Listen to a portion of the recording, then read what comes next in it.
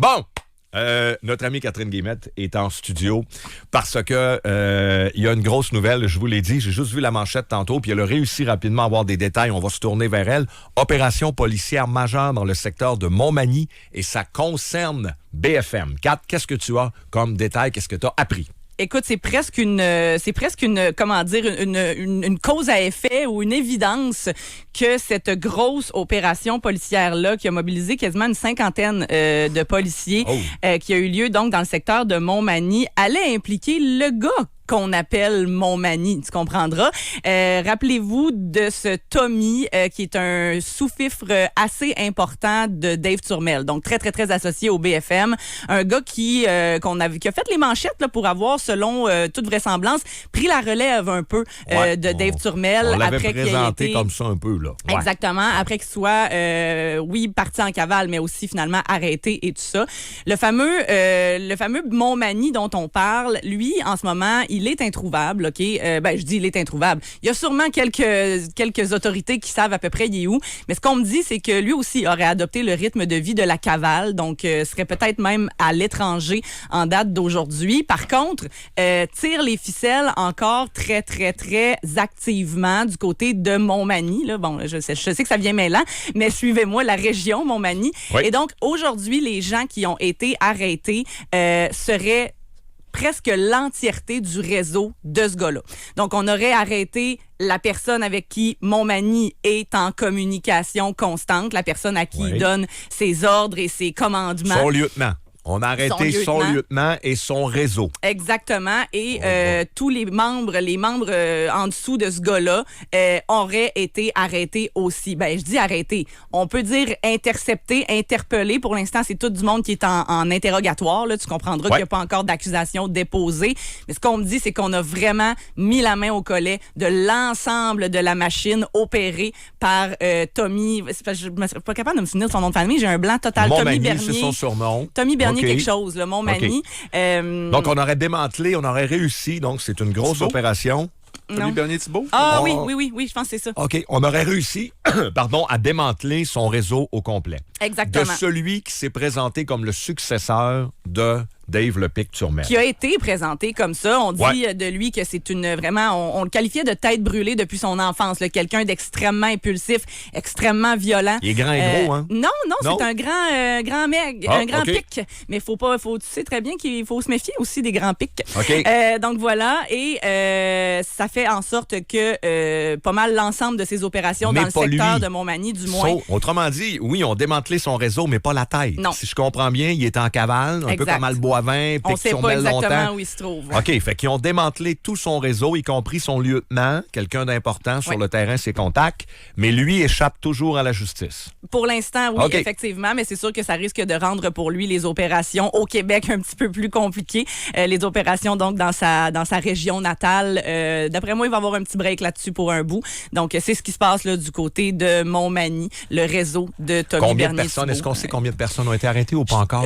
Oui, je te dirais environ une dizaine de personnes là, quand même là, qui ont été arrêtées ou qui sont peut-être qui ont été identifiées comme étant membres de ce réseau-là. Comme on dit, il n'y a pas d'accusation déposée pour personne en ce moment encore, mais c'est quand même un bon coup de barre là, dans les jarrets de cette branche-là du BFM. Bien, on va commencer à se demander, évidemment, ce sera aux experts, aux policiers de se prononcer. Si vous avez des infos, 25226, anonyme, si je ne me trompe pas, dans les derniers mois, depuis l'arrestation en Italie de Pic Turmel, il y a un nouveau gang. Le gang à Alboavin avait définitivement pris plus de place, y compris à la prison, partout. Alors là, c'était un coup dur, l'arrestation de Turmel.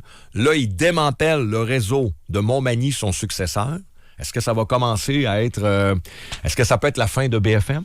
Écoute, ça fait plusieurs fois qu'on pense que c'est un peu la fin du BFM. Puis ils reviennent. Ils reviennent. Par contre, ils reviennent souvent avec des nouveaux membres, mais sous la menace. Tu sais, c'est pas des gens qui ont une allégeance de cœur avec le BFM. C'est des gens qui sont forcés de travailler pour le BFM parce que sinon, on va te faire du mal, parce que sinon, on va faire du mal à ta famille, parce que sinon, on va mettre ta maison en feu. Donc, tu sais, je sais pas à quel point ça peut avoir une durée de vie à long terme, ça, là, de menacer des gens de travailler pour toi. Fut un temps où être affilié au BFM, comprenez-moi bien, pour monsieur, madame, tout le monde, c'était pas sexy. Mais dans le domaine du crime, les jeunes, les plus jeunes étaient très attirés par ça, le logo, la chaîne, sur le la BFM. Rue, là. Exactement. Ouais, sur la rue, oui. Là, c'est pas mal moins le cas. Tu sais, ça fait plusieurs fois que j'entends dire que Al Boivin et son North Savage Gang sont...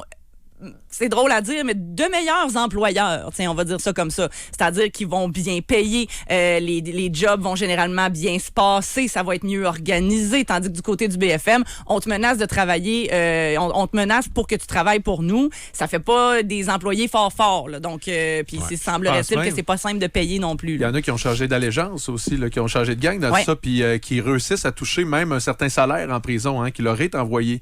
Même s'ils sont en dedans, on les oublie pas. On leur paye ce qui leur est dû par le système de cantine. Avec la gang d'Al Boivin. Avec la gang d'Al Boivin. Donc, ils payent même ses soldats, en prison. Exactement. OK. Ouais, alors, il y a un genre d'assurance chômage. Là. Puis il y a une affaire. T'es en dedans, puis ils te payent pareil. Il y a une affaire qui est particulière aussi, c'est les groupes cryptés. Ça se passe en tabarouette là-dessus. Il y a pas mal moi, je trouve ça, je sais pas comment les autorités réagissent. Peut-être que tu as eu l'occasion de leur en parler. Mais Telegram, ces affaires-là. Oui, il y a notamment celle-là. Il y en a d'autres. Il me semble que c'est très facile de, dans le fond, avoir des conversations que personne ne pourra jamais retrouver. Tu télécharges une application, elle est faite pour ça. Puis ça se fait aller, ça se passe des appels là-dedans. Il y a du recrutement qui se passe là-dedans. Très facile d'accès pour bien des gens que ça peut intéresser. Et je trouve ça assez particulier de voir que c'est aussi facile finalement. Mais c'est se fout des autorités. Oui, puis tu peux changer de compte puis de nom aux 2 semaines, puis tu fais juste passer le message à tes amis qu'à cette heure, tu t'appelles de même sur telle application. Ils peuvent te retrouver.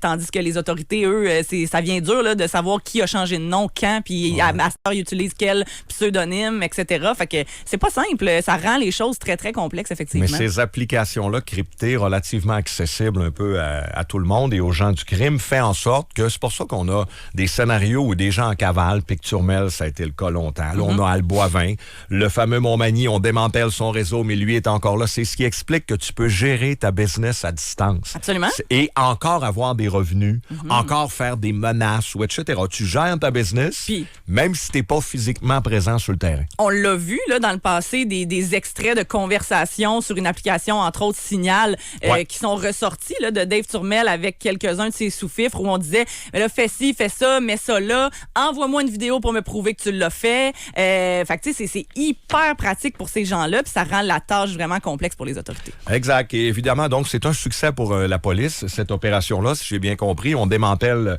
un gros réseau relié à BFM, mais, et là, je veux pas critiquer le travail des policiers, mais le résultat sur le terrain, ça va tout simplement renforcer la gang à Al Boivin. Aucun doute qui d'ailleurs là va prendre encore plus de place. Continue à être mort de rire et continue à passer plein de messages puis à même faire des appels sur des applications cryptées. Là. Je t'ai parlé de quelqu'un au Saguenay qui avait reçu un appel de lui récemment. Je pense que, je veux dire, puis écoute, quand tu entends cette voix-là l'autre bord, tu sais ce que ça veut dire. Donc, moi, je trouve ça quand même assez particulier de voir que ça doit être cette spécial personne-là, aussi recherchée, est encore aussi active. Ça doit être spécial de dire c'est qui et de reconnaître Al Boivin. Mais lui, ça fait combien de temps qu'il cherche? Il va battre le record de Picturmel. Puis en passant, il y a des Hells Angels qui ont été en cavale encore plus longtemps que ça. Là. Je veux pas ouvrir le Guinness des cavales. Autrefois, quand tu étais en cavale, comme tu l'as si bien souligné, c'était pas si simple là, de continuer à tout gérer à distance. Donc, non, c'est absolument fascinant. Puis chaque mois, la théorie sur où est-ce qu'il peut bien se trouver change, dans le sens que, tu sais, dans le mot qui court, là, je pense que d'après moi, les autorités savent pas mal où est-ce qu'il se trouve. Après ça, c'est d'organiser la façon dont tu vas le chercher, où ça peut être long, ça peut être complexe, puis il y a rien qui empêche qu'il va pas bouger pendant ce temps-là. C'est à recommencer à chaque fois. Donc, tu sais... Mais si on se fie à Picturmel, rappelle-toi tout ce qu'on a dit quand il était en cavale. Certains le voyaient en Espagne, au Portugal, d'autres jurants qui étaient encore au Québec, puis des gens d'expérience. On l'a vu au Nouveau-Brunswick, on l'a vu sur les réserves autochtones. Il était en Italie. Je m'excuse, mais l'hypothèse italienne n'a pas un qui l'avait soulevé. On s'imaginait pas qu'il vivait la best life à Rome. Exact. Fait qu'Al Boivin, je le sais, il y a des rumeurs lui aussi sur il est encore dans sa région, il est au Québec, il est sur une réserve, il est au Nouveau-Brunswick. Qui dit qu'il est pas... J'ai aucune idée, moi.